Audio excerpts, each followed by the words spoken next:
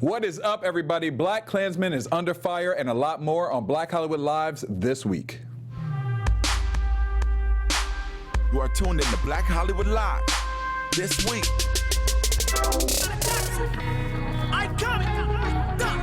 If you live it for the moment, don't stop, celebrate the feeling. Grow up, if you live it for the moment. Hey, oh, for the moment. Celebrate the Made for now, not tomorrow. Made for now. Oh, Derrial's so into it. He's singing, y'all. I'm into it. All right, y'all. What's up? Welcome to Black Hollywood Live this week. Now that Courtney, Stewart, and called me out. I mean, I don't know what to say after that. I was feeling it. You know what I'm saying? I don't know if you don't really went in singing like that. I was feeling it. You know, I got a little vocal every now and then. You know what I'm saying? I'm your host, Derrial. Christon. Joining me is the beautiful Courtney Stewart. Hello, everybody, and thank you. And we were just playing Miss Janet Jackson, who's got a new single, Made for Now. Made for Now. I mean, she's killing it. Made for Now. Made for Now. So cute. I mean, the video's great. The song is great. I play it at the gym.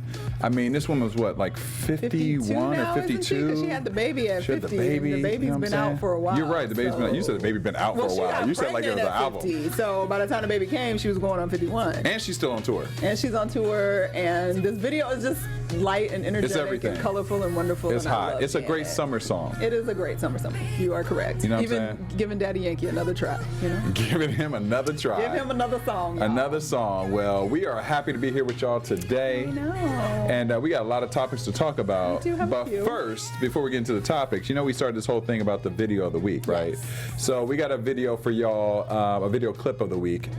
So I'm sure most of you watched the MTV Movie Awards. Well, we should talk about it. Was the Video Music Award, not the movie award. I'm sorry, the Video Music Awards. You know, they do so many awards. I can't even sometimes keep up. The VMAs. Yes, the VMA. Yes, but yes.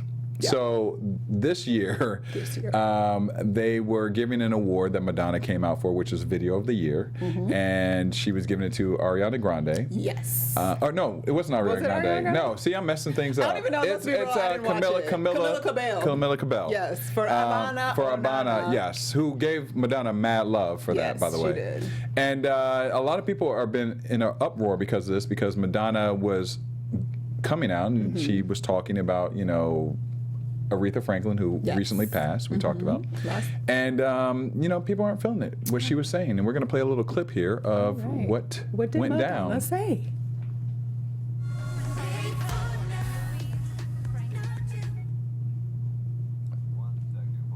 Janet was just holding on. See, we love Janet so much. Janet was like, I'm going to take that from you, like, Madonna. Bleep Madonna. We don't need you, girl. What you had to say was a mess anyway. We're keeping this. All right, here we go. Here we got the VMA clip right here. The course of my life, I got cut and rejected from every audition. Not tall enough, not blend in enough, not 12-octave range enough, not pretty enough, not enough.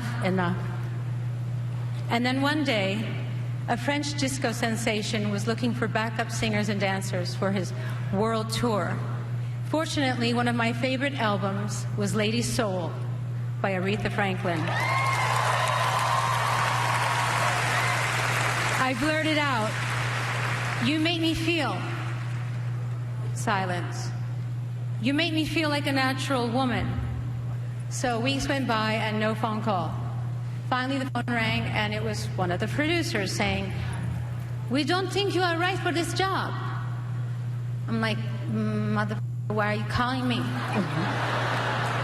He replied, "We think you have great potentials. You're rough for the edges, but there is good rawness. We want to bring you to Paris and make you a star." You're probably all wondering why I'm telling you this story. There is a connection, because none of this would have happened without Our Lady of Soul. She led me to where I am today, and I know she influenced so many people in this house tonight. And I want to thank you, Aretha, for empowering all of us. RESPECT. P-E-C-T. All right, so that's the clip, right? That was from TMZ.com. Yes. So people were in an uproar about this because they said, first of all, people are calling it a tribute to Aretha Franklin that Madonna gave, which was not a tribute that she's saying. She came onto Twitter and said it was not even supposed to be not a tribute to Aretha. And then a lot of people are upset because they said she made it about her. Yes. You know, she did say her. But she gave a story. When I saw all of the uproar, I was like, what? And then at first, because obviously you assume it was supposed to be a tribute because that's what everybody's like up in arms about. But then when you read, she was just presenting another award, and they wanted to have a moment for about Aretha Franklin. Absolutely. And they asked her to give a story of how Aretha affected her life in some way, then that seemed to fit in. Like, was it a little long-winded, and did I really, whatever. Yeah. But I don't feel like she was doing anything out of line and out of pocket if that's what they asked for. That is true, and Aretha Franklin's family has gone on the record and said they were not offended by what Madonna said, and they are not upset with her at all, even though the fans are. My only thing is, okay, didn't we learn from the Billboard Awards? Which one? That Madonna maybe should not be the person who presents soul awards or does soul performances. Did she do something? The Prince. Remember she got the whole Prince thing. Was that her? Yes, it was her and Stevie Wonder. And remember, she got a lot of slack from that. And I love Madonna. They just wanted her to talk about Aretha's effect on her life instead of actually doing a tribute. I hear you, but I just think that she's the wrong person for it. I think she should have just kept it to the award, or they should, whoever the writers were for that, the producers, they should have kept it to the award and not had her do a little ad lib. Yeah. Because I felt her. I felt where she was going with it. I love Madonna. Listen, we can diss Madonna all day long, but at the end of the day, Madonna is an icon. She has changed music in many ways. She loves black folks. She loves everybody. Whatever sexuality you are, it doesn't matter. She brings that all together. I did think she looked a little crazy, but that's just a personal opinion. Always looks crazy. I mean, if her butt cheeks are out, like whatever, do you, girl? You 60. But if everybody's mad at Madonna, but they should have. I didn't watch the whole awards. Did they do any other tribute to Aretha other than like individual people that might have said something? I don't recall another tribute. Okay. The only thing I recall is J-Lo. So that's all I remember. That's why. Well, that's because she shook her buttocks in your face. No, she did her thing. She did her thing. But what I'm going to say is that we should all be jumping on MTV for not taking a minute, because they had a week and a half to put something together. They could have put a video tribute together that was agree with that. 30 seconds or whatever, and had a few people say, they could have had Madonna say something, have whatever, and put a video together and done an actual tribute to her. But of course they did not. I feel like tributes aren't done right. We're not going to get to this subject, but I feel like a lot of times on these award shows or music shows or whatever, they're just not done well. And I feel like it's such an easy thing to do. You would think it is, but apparently not. Maybe I'm wrong. Because it's like not always great. I mean, I'm trying to think of a great tribute that I've seen on an award show, and I can't. Like one you were just like, maybe the Grammys. Maybe the Grammys when Adele did George Michael, even though, because I appreciate Adele because mad at the because she messed up and she started over and then she killed it. And then Lady Gaga, when she did David Bowie, I wasn't so mad at that per se.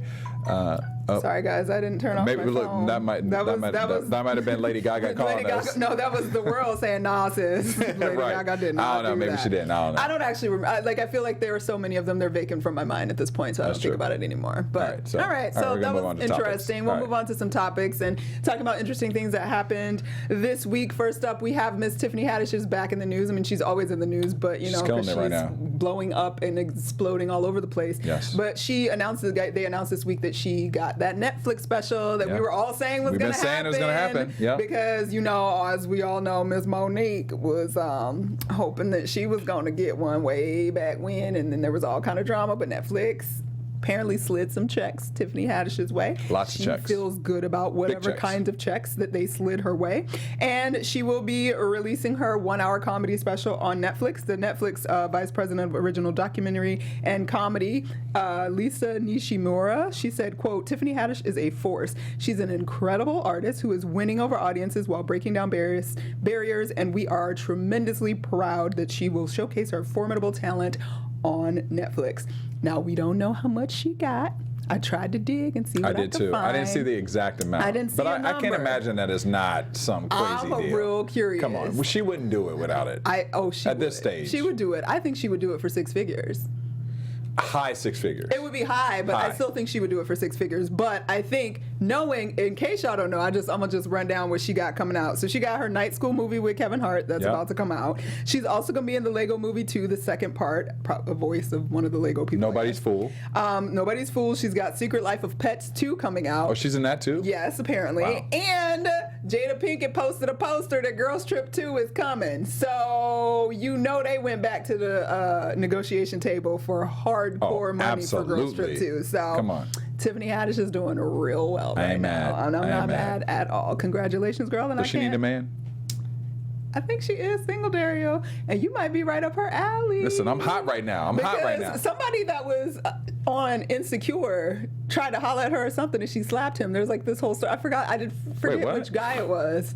There's a whole, y'all go on and Google that and see what's going on. But she said something about she slapped one of the guys from Insecure because I guess he was trying to holler. I don't know what happened, but because I didn't really read it. I think I just read a headline because I didn't get around to it. But yeah, I don't know. She's single right now. I mean, even on the VMAs, she killed it with Kevin Hart. Yeah, they were funny. They got a little pushback about some of their jokes. I know, but I mean, come on. But I mean, they take it to the next level. I think they're a perfect combination. Yeah. I mean, I think she and he are like equal. Yeah. In that sense of like the style of jokes that they I actually want to see the Night School movie probably when it comes to my TV.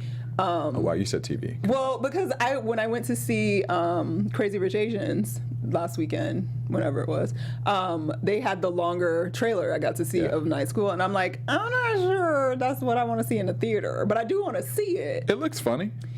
I sat through the theater, through the trailer, and I wasn't like cackling laughing. I was like, oh, that's funny, but like not like gut-wrenching laughing. And usually like the funniest parts are supposed to be But did you do that during Girls Trip when you saw the trailer? Well, we won't. Because I didn't do that for Girls Trip either. I mean, I only kind of did it in the movie, but it was just whatever. I'm just saying the trailers sometimes don't represent what the movie really is. I mean, you never know. But either way, I still want to see the movie. Like, I would download it on Apple or something and like watch it. But anyway, who knows? Whatever. Right. Congratulations, regardless, girl. You are doing big things, and we're very happy Congratulations. for you. I'll wait to see if Monique says anything about this Netflix She hasn't said anything yet, and the news has been out for I think like 2 days. 2 days, yeah. So I'll be interested in that. She'll be like, well, whatever. I can't wait. We'll talk about it if it happens. Okay. All right, so we're going to move on. Another story out of the VMAs / sort of like heading into the VMAs was Nicki Minaj. She's got a lot of controversy going on right now because Nicki Minaj, okay, so she released her album last week or like a week and a half ago because we talked about it last week on the show.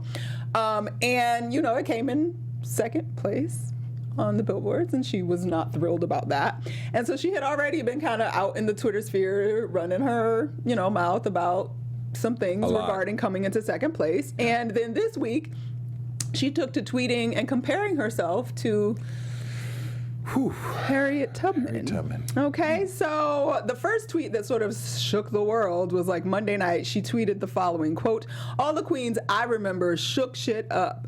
Queen of the week may go to Harriet Tubman. Had she just sat there and ate her rice, you Negroes," she didn't say Negroes, but you know what word I'm thinking, "history would have been a lot less triumphant." So that was the first tweet, and everybody was kind of like, okay, Harriet Tubman, well, okay. So Harriet Tubman started trending, and people were like, why is she talking about Harriet Tubman and her record on Queen Radio? Like, what's going on? Blah, blah, blah. So then she went back, and she said, quote, "Y'all, I had no idea Harriet Tubman was now trending. I said what I said. Queen Radio will honor her tomorrow." She said she could have rescued more slaves had they known they were slaves.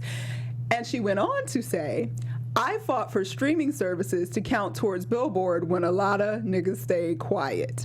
So then people are like, girl, you're comparing your desire to get streaming counted towards Billboard to Harriet Tubman slavery, freeing slaves. Yeah. Okay, girl. Well, everybody tweeted at her. People were saying things like, are you crazy? Like, what's going on? One person said, "I'm not sure there's anybody in the United States alive today who can respectfully compare themselves to Harriet Tubman." So a lot of people just thought it was like hella disrespectful. How dare you? How could you? Blah, blah, blah, blah, blah. Well, Nicki Minaj got caught on the VMA's carpet, and she didn't backtrack at all.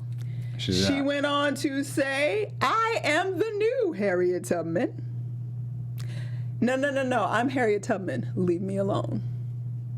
So she stuck to her guns. She believes she's Harriet Tubman. And it's a fair comparison in her brain, and she doesn't understand why y'all tripping. I mean, I thought it was disrespectful. I'm gonna be honest with you. Disrespectful and just stupid. Just dumb. I mean, and here's the thing. Here's the thing. I mean, I like Nicki as an artist.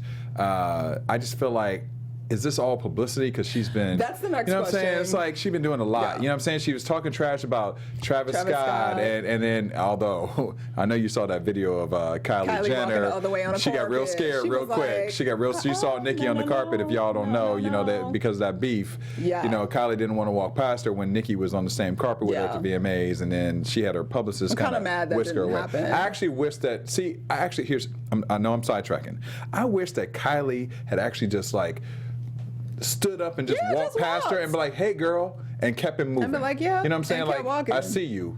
Kept him moving. I would have Agreed. respected her because of that. You I know would what I'm saying? have also. But she didn't. It's She all good. swerved the She swerved. She other got real way. scared. She got real scared. Or maybe she just didn't want Nicki to get a chance to say nothing crazy to her that would make her look like she got the smackdown. Yeah, but here's my thing. If you just roll past her and be like, "Deuces," what Nicki says is, Nicki looks stupid.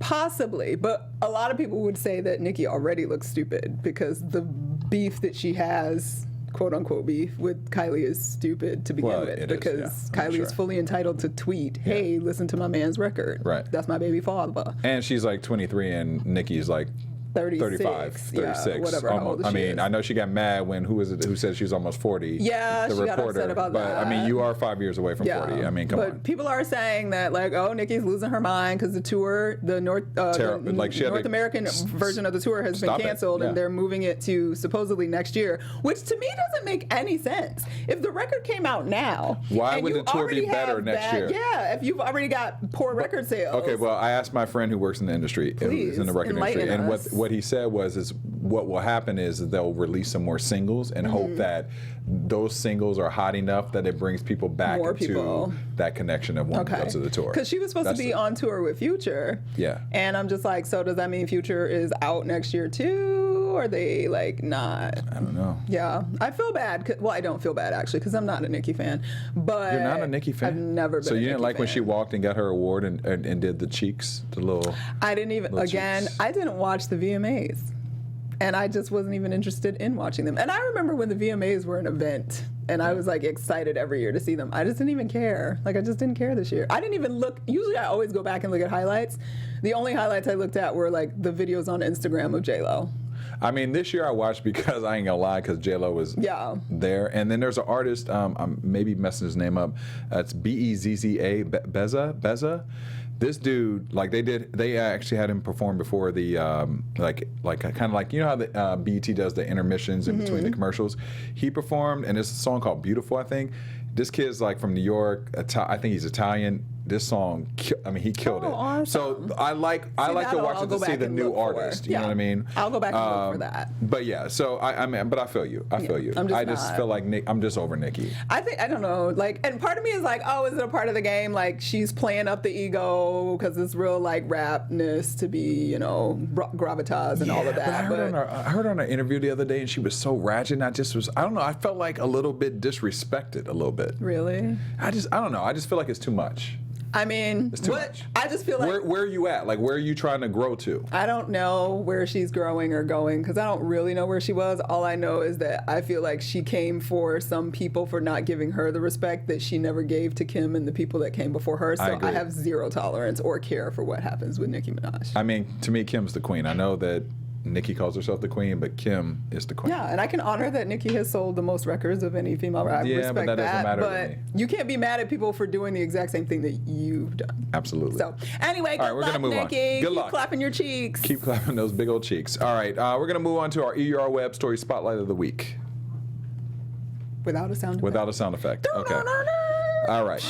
There we go.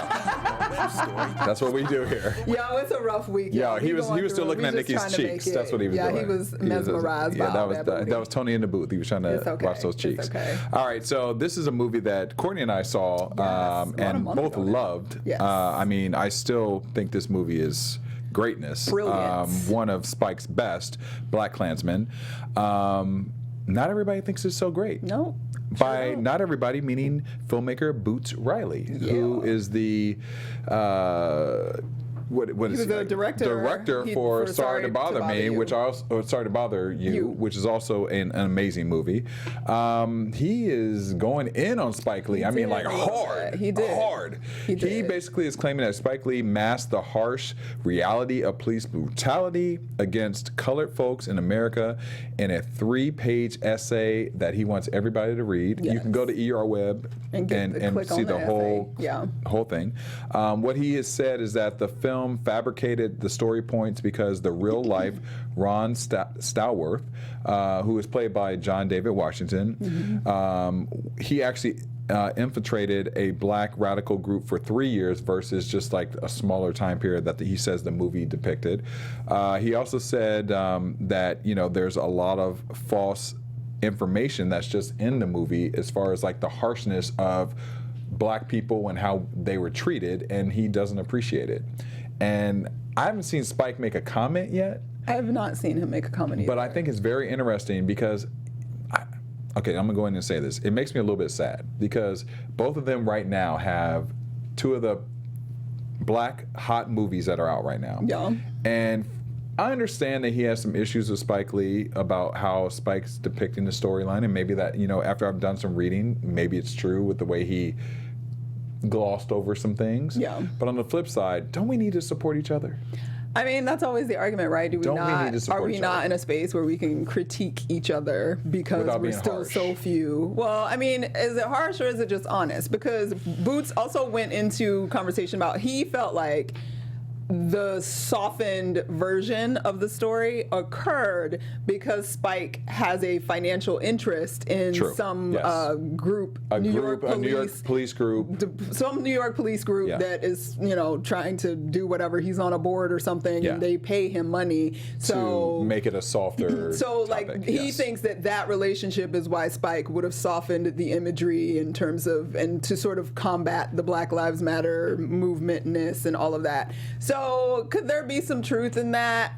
Maybe. I don't know. Or could it just be that he wanted to tell a very harsh story in a comedic sort of way? Because there was a lot of we laughed quite a bit in this movie. We laughed. We were also upset. But the real message part of it wasn't just because we know what the history of harsh Black people's treatment in the 60s and 70s. Like, we know that history. I think the PowerPoint for Spike, if not that I'm speaking for Spike, was the juxtaposition to what is happening right now. Yeah. And so I feel like even if he softened it a little bit too much for your taste, the point is still taken that the ridiculousness that was going on at that time and the horribleness is existing now. Yeah. And we need to be aware and we need to know that. So I feel to me that message was very clear. I feel like that message in was that clear. Movie, no matter what. I think it was very clear. So I don't know, Boots, like, why you got to be so mad, but at the same time, I appreciate his critique because I didn't disagree with a lot of what he said. Yeah. And so I don't know. We're still in that space. Like, are we not allowed to critique each other? Just because there's only the two movies right now. And that's not my point. So I'm sorry, and you're right. Let me clarify that. Yes, we are absolutely in a space to critique each other. Listen, we all critique. I critique other hosts. I critique other producers, whatever. But when you have a movie that so many people are paying attention to, and you are in, you both theoretically have a movie that's out pretty much at the same time. Yeah. And I guess I feel like there is a part of me that feels like people who are not Black will look at this and be like, "Oh, see, they don't listen. They can't even." Oh, but how long are we gonna feel like that? Like, when is it okay to be like, "No," but it's just the feeling I have. Spike did a great movie, but it's not accurate. Don't get it twisted. The comedy and softness of what is happening between police and Black people was for entertainment purposes. That's not reality. I feel like there's a way he could have said it differently. That's what I feel like. I mean, that's what fair. I'll say. There's a way he could have said it differently. Then gone in like, He guns went blazing. in. He went in. He went in. But you know what? That's his truth. I'm not taking that away. I don't want to take anyone's truth away. That is what he felt. I thought it was an excellent movie. I can understand his critique, but I thought it was an excellent movie. Well, I still want to hang out with Boots Riley and have a conversation because after watching Sorry to Bother You, like, I really need to understand your brain. Me so too, I feel like, there's a lot of questions I have for that too.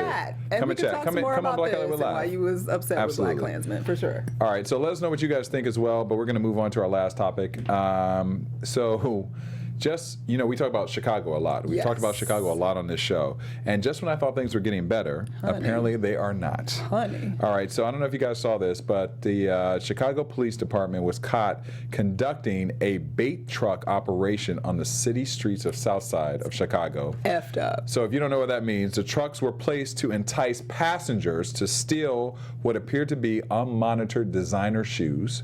Following an outrage, rapper Vic Mensa came up with a dope clapback, actually. I thought his clapback was like, fantastic. It's like fantastic.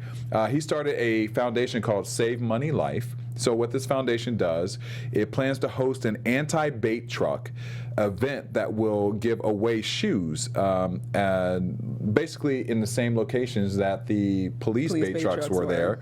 So the goal was to distribute 5,000 pairs of shoes to people, but according to new reports, they actually now have collected 4,000 shoes. They've upped it to 10,000 shoes. 10,000 shoes. Like, I love that. They're going to give away 10,000 shoes. Young people in Chicago. So this is how you can, if you want to donate some shoes, this is what you do. The organization has collected shoes via Amazon with a list and donations from public figures. So the date for the actual event is to be determined. Okay. But the anti-bait truck will be stationed at the same site as the truck, full of Nike shoes, and Chicago police, they haven't said too much about this, which I think is very interesting. I'm interested in how that's even legal. I want to know what they really think about this. I want to know how it's even legal for them to basically bait people it's a bait and switch. Isn't that illegal? In advertising, bait and switch is illegal. I mean, it just seems, I don't know, it just seems unethical to me, especially in a deprived area where nobody's condoning that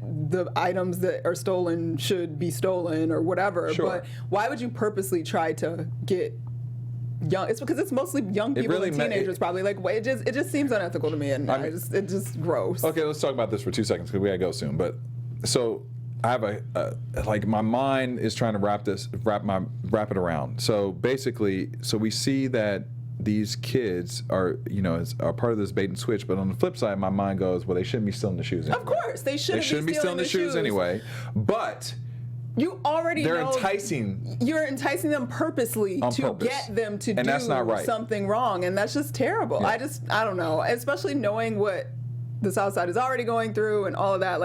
Why? I mean, there's enough stuff that you can catch the kids doing wrong to begin with. You don't need to purposely go out and try to get them to become criminals. Why would you do that? I don't understand. It just messes with my psyche a little bit. It does. It just seems morally vapid. I just don't understand why you would ever do that. Sometimes I love the adjectives that Courtney uses. I just don't get it. I just love it. That's a side note. But you know what? I mean, but here's the thing. If that was my son who was, in this bait and switch, I'd be pissed off. I'd be pissed off at the police. I mean, I'd be pissed off at my son, don't get me wrong. Of course. But I'd be pissed off. I mean, and then Chicago's trying to change their whole thing up. So that's my thing. It's why are you guys doing this? On purpose. It makes no sense. And you already get the guns out the city first. Yeah, let's work on that. Yeah, let's get the guns out the city. Pretend I'm on my horse today. Give people big guns and you're giving them fake ones. Do something. I don't know. I'm just talking at this point. I just thought it was shitty. Yeah. I don't have any other. Listen, we're gonna leave on that. It was just shitty. But it was just shitty. I think the choice to do something else to combat that is beautiful. But I love Vic Mensa and your peeps for doing his thing. And you know what? That's what we need, more brothers like Vic. Stepping up in your communities, being we ain't taking this. Shout out to Vic. So keep it up. Good luck. He's making me want to change up my stuff and donate. I got some sneakers I can give. I got some Nikes. Hook them up. Hey, but they may what size you wear? 12. Y'all heard that, ladies? You crazy. On that note. We out! All right. Courtney, where can fans find you? I am everywhere over the social media universe at Stewart Starlet. We don't get no exit music? No, we don't get nothing. I mean, nothing. Tony, today. It's okay. I'm trying to go get some tacos. Tony treating us sorry to bother you today. He's shut up. It is 6:02. Right. All right. So you can find me at Instagram, Twitter, Facebook. I'm Derrial Christon. You can also find me if you are a CBS watcher and you're in LA. I have a show now called This is LA. It comes on Saturdays at 3 o'clock and Sundays at 3:30, and it's a lifestyle show, and you should check me out. And also on the Reels channel. So we'll see you guys soon next week. Peace. Follow us on Instagram. Please. From executives Keven Undergaro, Derrial, Christon. Tiana Hobson, and the entire BHL staff, we would like to thank you for supporting Black Hollywood Live, the first online broadcast network dedicated to African American entertainment. For questions and comments, contact us. info@blackhollywoodlive.com. Like us on Facebook, tweet us, or Instagram us at BHL Online. And I am the official voice of Black Hollywood Live, Scipio, Instagram at KingXOBay. Thanks for tuning in this week. Okay. So. The views expressed here are those of the host only and do not necessarily reflect the views of BHL or its owners or principals.